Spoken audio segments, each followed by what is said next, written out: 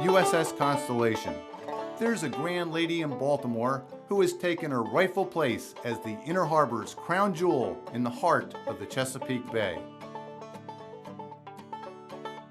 Launched in 1854 as the last all-sail ship designed and built for the United States Navy, Constellation's century of service embraced the ages of sail, steam, gas, diesel, and nuclear power. Imagine that, launched in 1854 and still afloat. Even more exciting, visitors can come aboard Constellation and explore to their heart's content. On board Constellation, history comes alive as visitors touch, feel, and experience what life was like for sailors during the Civil War. Just bring your imagination. Constellation is the second of 3 U.S. Navy vessels to carry the same venerable name. The first, the frigate Constellation, was built right here in Baltimore at Harris Creek and launched in 1797. Known as the Yankee Racehorse, the frigate Constellation was one of the first 6 ships built by the United States Navy. The ship you see here, the sloop of war Constellation, was built at the Gosport Navy Yard in Portsmouth, Virginia, and launched in 1854. A newspaper account from the day of her launch reported that there were 8 pieces of the original frigate Constellation contained within her timbers. The third Constellation was the aircraft carrier CV-64. Launched in 1960, she served until 2003. President Ronald Reagan called her America's flagship. But it's the sloop of war Constellation that's here in Baltimore today, and the Chesapeake Bay has always been central to her story. Throughout her century of service, Constellation served in and out of the Chesapeake Bay. It was kind of like coming home every time she returned to the Chesapeake Bay. She was created here at Gosport Navy Yard. And throughout her career, she came to Annapolis. She spent many years there. She sailed to Philadelphia. She sailed up and down the bay several times. Every time that she returned, it was like a homecoming for her. Constellation's early career is perhaps her proudest and most exciting.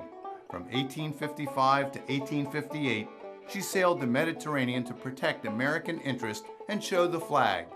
From 1859 to 1861, she served as flagship of the U.S. African Squadron, cruising off the western coast of Africa in pursuit of American slave ships. The most important thing that people learn on this ship that very few had ever heard of was the ship's relationship to the African Squadron.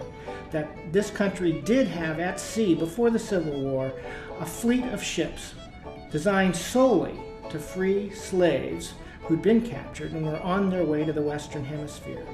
Constellation captured 3 slave ships, Delicia, Cora, and Triton. Cora alone carried a human cargo of 705 captive Africans. While Constellation was flagship, the U.S. African Squadron captured 14 slave ships and freed almost 4,000 Africans destined for slavery in the Americas. During the Civil War, Constellation served once again in the Mediterranean, where she protected U.S. commerce, took part in the blockade against the Confederate raider Sumter, and showed the flag throughout the Mediterranean world. 1865 saw the end of Constellation's active sea service. From 1871 to 1893, home once again in the Chesapeake Bay, Constellation served as the practice ship for the midshipmen at the United States Naval Academy, where she earned the nickname the Cradle of Admirals. Constellation's cruising grounds stretched from Annapolis northward to Newport, Rhode Island, as the ship provided the future leaders of the United States Navy their summers of sail training at sea. In 1878, Constellation, along with the USS Constitution, sailed to Le Havre, France, carrying American exhibits for display at the Paris exhibition. In 1880, Constellation's guns were removed, her inner compartments reconfigured, and her hold filled with 500 tons of food and clothing destined for the relief of famine in Ireland. She departed from New York on March 30th and arrived in Queenstown, Ireland 3 weeks later. English and Irish dignitaries, including the Duke of Edinburgh himself, celebrated Constellation's mission of mercy. In 1892, Constellation made her last transatlantic voyage, carrying priceless works of art from Italy and France to America for display at the 1893 Chicago World's Fair.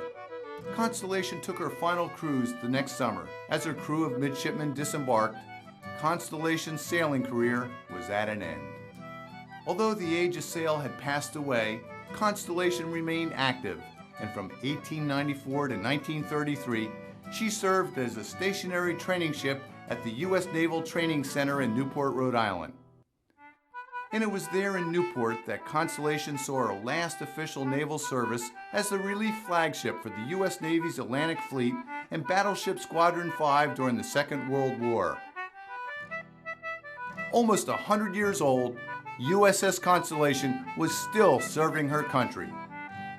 In 1955, Constellation returned home to the Chesapeake Bay, this time for permanent display in Baltimore. Constellation was kept afloat until 1994, when she was closed to the public. A critical restoration completed in 1999 ensured that the USS Constellation would remain open to visitors, and improvements to the ship continue today. Constellation is constantly changing. If you came on board a year ago, you'll see something new today. If you come on a year from now, you'll see something new then. We're constantly working to improve the ship. Constellation's restoration has helped keep Chesapeake Bay maritime trades and traditions alive. Today, Constellation is the largest example of Chesapeake Bay shipbuilding in existence. That's enough history for now. Let's see what happens when you come aboard Constellation.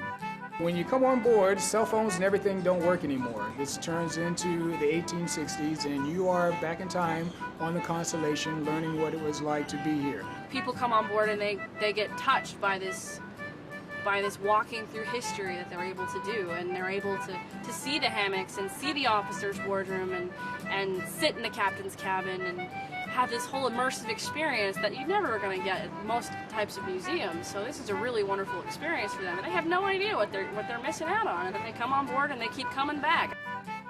We fire the cannon, turn the capstan, and ring the bell daily, and we recommend the free self-guided audio tour, which comes in two flavors, one perfect for children, the other for adults. Plus, there's the ever-popular Powder Monkey Tour for kids and hands-on adult tours like A Ship as a Machine and Black Sailors in Navy Blue. Groups can also come aboard and sling their hammocks in our overnight program or host special events.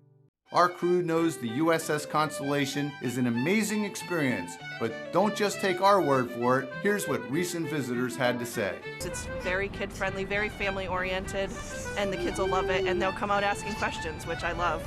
It transports you back. You can almost get the feel that you were actually there, because laying in that hammock, like, oh my goodness. I think it's really interesting because it shows you exactly how they slept and how they ate and how they went through life. But it was an excellent tour, and I think it's something they need to maintain for generations to come. Should be kind of a must for people who are in the area and have an hour or two to spend. And it's just amazing to see what people lived in and how hard they worked in order to accomplish what they did. It brings your learning alive, and that it helps you to understand. Like, rather than looking at pictures, you can actually see what they were in, and you can actually understand it. I think it makes me appreciate being an American, knowing these people went through these things to put me where I am now. I'd say come see it. Yeah, we were a little bit leery because of the age of our children, 4 and 7, but they enjoyed it so much. It really kind of surprised us. We thought it'd be more for us, the parents, but no, they loved it. They had a good time. Yeah, they had a great time. So come aboard USS Constellation. And while you're here in Baltimore, be sure to visit these other attractions of the Chesapeake Bay Gateways Network. The Baltimore Visitor Center, a good place to start your tour of this historic city and region. The National Aquarium on Pier 3 near the USS Constellation Museum. The Lightship Chesapeake and 7-Foot Knoll Lighthouse, both part of the Baltimore Maritime Museum. The Frederick Douglass Isaac Myers Maritime Park and Museum, headquarters of the Living Classrooms Foundation. Fells Point, an early American shipbuilding center, and the Fells Point Maritime Museum. And of course, Fort McHenry National Monument, where the people of Baltimore valiantly defended the city from the British during the War of 1812, and Baltimore's own Francis Scott Key wrote our national anthem, the Star-Spangled Banner. So welcome aboard USS Constellation and enjoy your visit to the historic sites of the Chesapeake Bay Gateways Network.